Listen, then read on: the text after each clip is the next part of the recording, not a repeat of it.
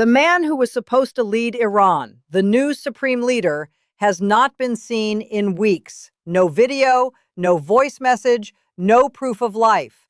And now intelligence analysts are quietly raising the possibility that the people who run the most dangerous military apparatus in the Middle East are doing exactly what Bashar al-Assad did, packing their bags and looking toward Moscow.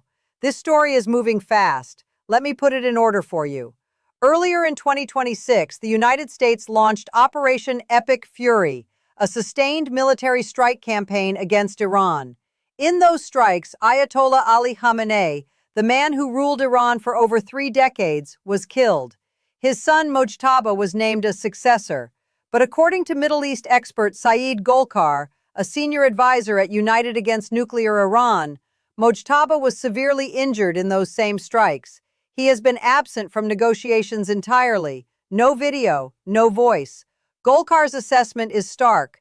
Mojtaba is either dead or in bad condition. Meanwhile, U.S.-Iran diplomatic talks have now apparently collapsed, and with the talks gone and the successor perhaps gone too, Iran's senior commanders are, according to analysts, beginning to look at the door. If you want fast, factual coverage of this story as it develops, subscribe now, because the next 72 hours could reshape everything.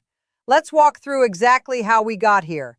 In early 2026, U.S. forces conducted Operation Epic Fury, a military campaign targeting Iran's military and political leadership infrastructure. The strikes were described by President Trump as having hit approximately 70% of their intended targets. Among those who did not survive was Ayatollah Ali Khamenei, the supreme leader who had governed Iran since 1989. Mojtaba Khamenei, his second son, was rapidly named successor. It was a succession move the regime had reportedly been preparing for years. Mojtaba had accumulated quiet influence over the IRGC, Iran's Islamic Revolutionary Guard Corps, and had been groomed, in the shadows, as the ideological continuation of his father's rule. But then something happened. Mojtaba stopped appearing. No press conferences, no public speeches, no statements issued from the office of the Supreme Leader, and critically, no video, no audio, nothing. Just silence from the man who's supposed to be the most powerful figure in the country.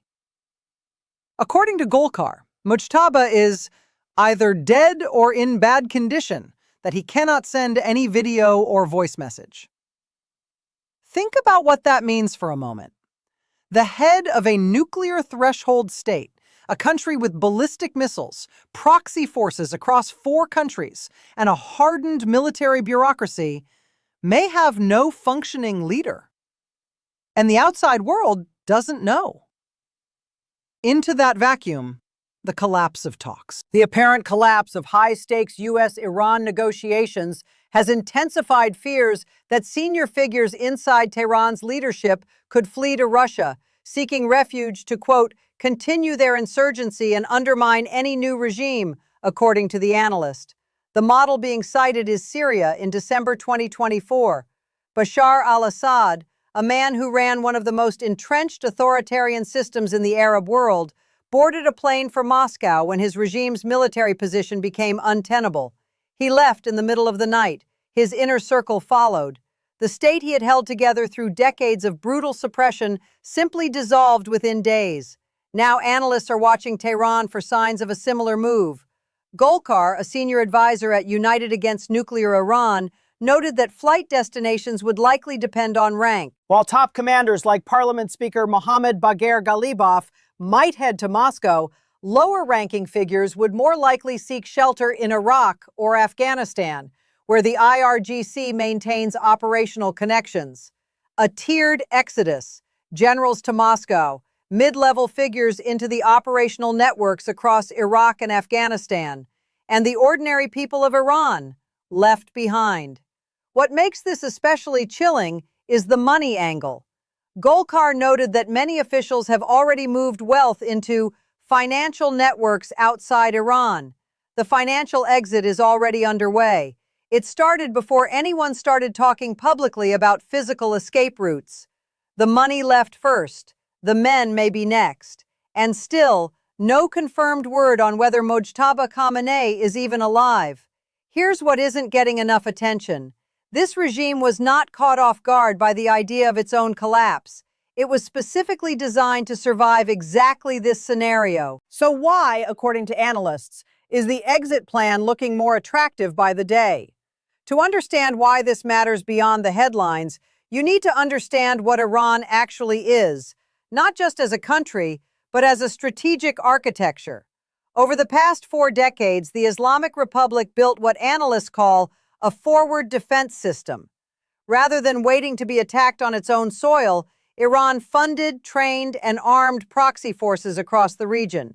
Hezbollah in Lebanon, the Houthi movement in Yemen, militia networks in Iraq, what remained of Assad Syria, a belt of armed influence stretching from the Persian Gulf to the Mediterranean. That entire architecture depends on Tehran remaining functional. Israeli Prime Minister Benjamin Netanyahu made this point explicitly. Netanyahu stated that the whole scaffolding of the terrorist proxy network that Iran built collapses if the regime in Iran collapses. If the regime fractures, not just loses a battle, but actually fractures at the command level, every proxy it maintains suddenly loses its logistical pipeline, its financial flows, its strategic direction.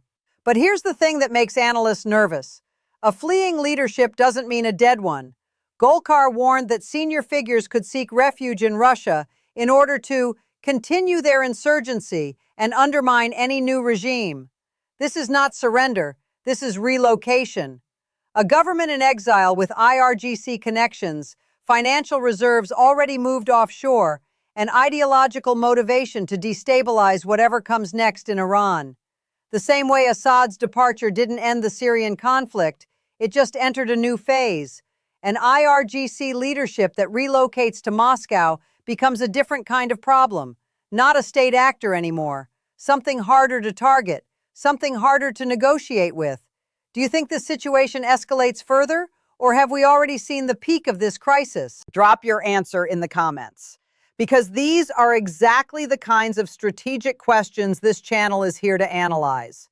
Now factor in what Russia gains from this arrangement. Moscow already sheltered Assad. It gains leverage. It gains intelligence. It gains a card to play in any future negotiations over Iran's political future. An IRGC commander in Moscow is Russia's asset. And there's another dimension the coverage isn't fully addressing. Golkar explained that the invisible state, or Bait-e-Rabari, was designed to survive decapitation, a secret network reportedly involving thousands of loyalists embedded across the state, the military, and the clerical establishment. Even if the visible leadership flees, this shadow infrastructure can keep operating. It can sabotage, it can recruit, it can wait. Regime change in Iran, if it comes, may not look like a clean transition. It may look like years of covert warfare against whatever government tries to take power. Here's the part almost no one is talking about. Golkar noted that inside the regime's ideological culture, leaving the country during the collapse would look like desertion. These are men who have spent their entire careers presenting themselves as defenders of an Islamic revolution. Men who have called martyrdom the highest honor. Men who built their entire political identity on the idea that they would never flee. And now, analysts say, they may be doing exactly that. That contradiction is not just embarrassing, it is strategically dangerous. Because a commander who has publicly promised to die for the revolution, but privately plans to escape, is a man capable of almost anything in the final hours before he runs. While generals study maps and analysts model exit routes, there are 87 million people living inside Iran right now. Most of them have no idea what the men at the top are planning. They wake up in the morning. They go to work, if there is work. They navigate an economy that has been crushed by years of sanctions, military spending, and now the direct aftermath of a military campaign that hit the country's infrastructure. Fuel prices, bread prices, import shortages, the rial collapsed, savings wiped out by inflation that has run for years and accelerated sharply. And over all of that, uncertainty about who is actually in charge. There is a long tradition in Iran of people being told by state media that the regime is strong, that the enemy has failed, that the supreme leader is guiding the nation. It is the rhythm of how this government communicates. And when that communication goes silent, when the supreme leader's office issues nothing, when commanders don't appear on television, when state broadcasters are vague about the negotiations, ordinary Iranians read the silence. They know what silence means. In previous crises, the 2009 Green Movement, the 2019 fuel protests, the 2022 uprising that followed the death of Mahsa Amini, the streets filled with people demanding change. The regime met those moments with force, thousands imprisoned, hundreds killed.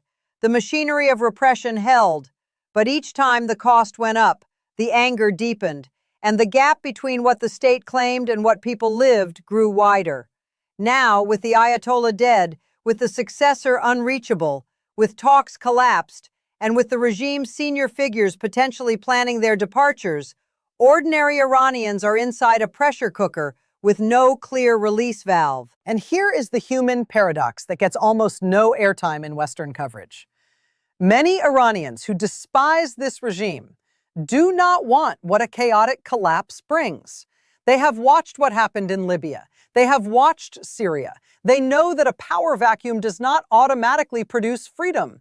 It can produce years of war between competing armed factions, each claiming legitimacy, none providing safety. There are families in Tehran right now, educated, secular, politically aware, who spent years quietly hoping this regime would fall, and who are now watching the potential collapse with something closer to dread than celebration. Because they understand what comes after is not guaranteed to be better. And if the IRGC command structure relocates abroad, takes its money, takes its connections, and spends the next decade running covert operations to destabilize any successor government, those families are right to be afraid. The stakes for ordinary Iranians are not abstract. They are immediate: heating fuel, hospital supplies, water infrastructure, safety on the streets, the things that depend on a functioning state, however corrupt or authoritarian, continuing to function. 3 questions are now open simultaneously, and none of them have clean answers.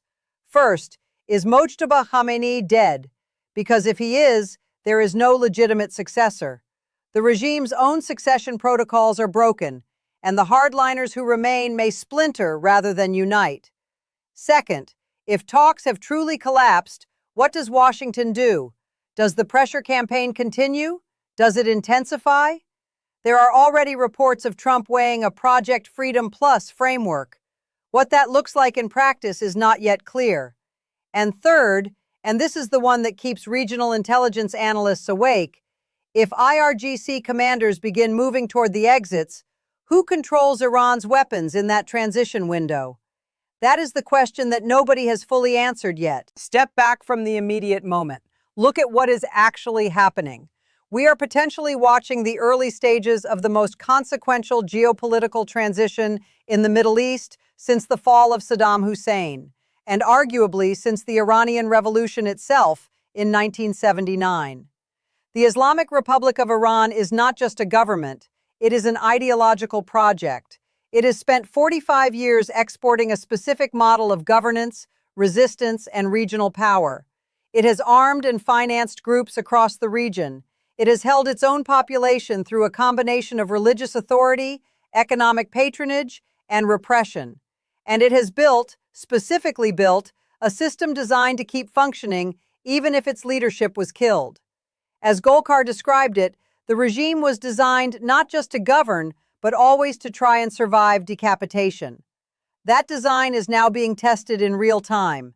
Here is what different actors are watching right now. Washington is watching whether the internal fractures deepen fast enough to make the current pressure campaign unnecessary, or whether a new strategy is needed to prevent a leaderless Iran from becoming a different kind of danger. Israel is watching whether the proxy network actually collapses.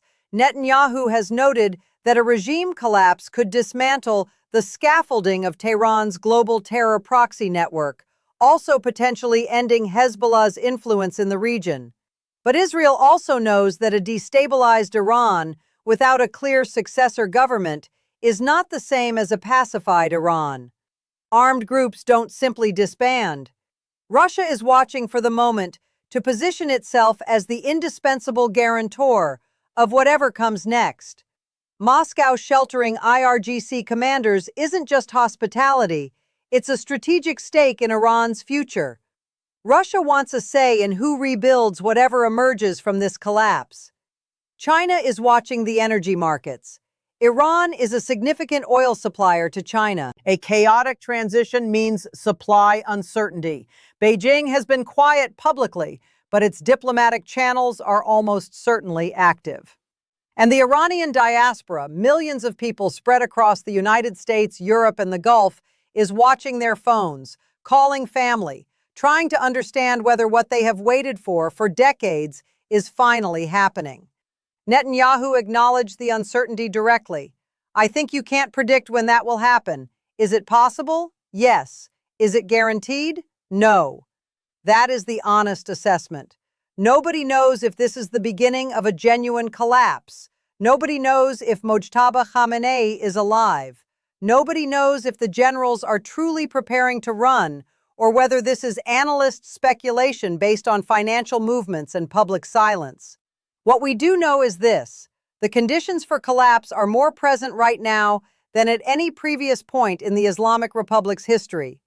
A dead supreme leader, a possibly dead successor, collapsed diplomatic talks, a military structure that has taken real losses, an economy in freefall, and a population that has been pushed to the edge multiple times, and each time pushed back harder than before.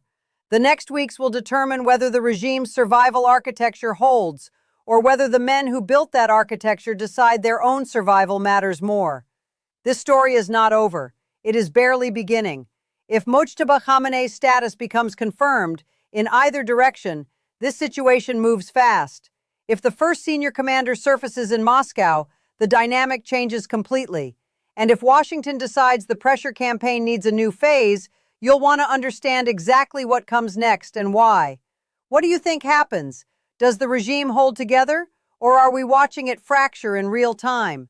Drop your assessment in the comments. Every perspective matters here. And subscribe, because this channel covers exactly these kinds of stories at exactly this level of depth before they become everyone else's headline.